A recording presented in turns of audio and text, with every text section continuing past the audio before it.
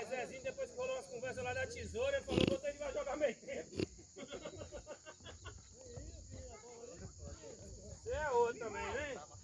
Machucado, né? Eu quero ver você na safadeza, igual você falou que você tá em casa aí. Se eu ver, eu bato forte e coloco na mídia.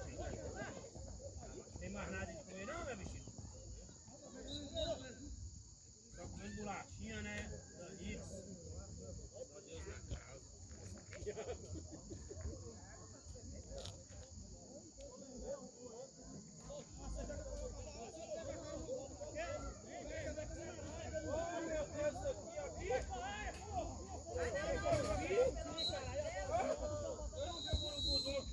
Futebol você então no Brugudu.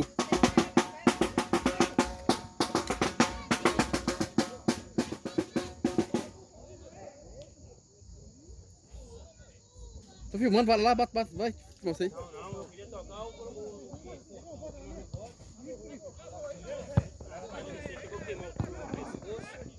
Ó! Ó, Jânio, ó, Jânio. Ué, Alex, você também tá dando uma de despercebido, né? Sempre tem jeito, né? Eu sou Valmir do lado de lá. Você do lado de cá. Aqui, ó, aqui, ninguém, ó, ninguém, hein? Isso aí, velho. Olha, Zé, você mesmo. Olha, encospar, já falta no cara. Olha, Alex, você também não tá aliviando não, né? Na bola? Na bola? O Alex tá ficando marrom, moço. Vai já lá pra sucar você.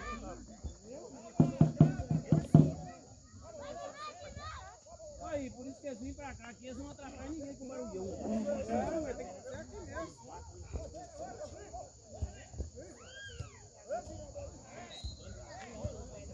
Imagina que mora perto ali. Falei com eles fazer pra trazer pra mim, tentar aqui na rua. E parar ali não, que era o centro de Maurício. E ficar lá nas berras. Fica meia hora lá.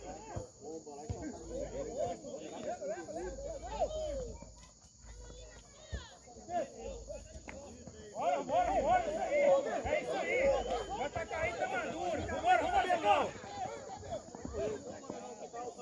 Ah, Estevam. Nossa, velho, foi não. Tem dois.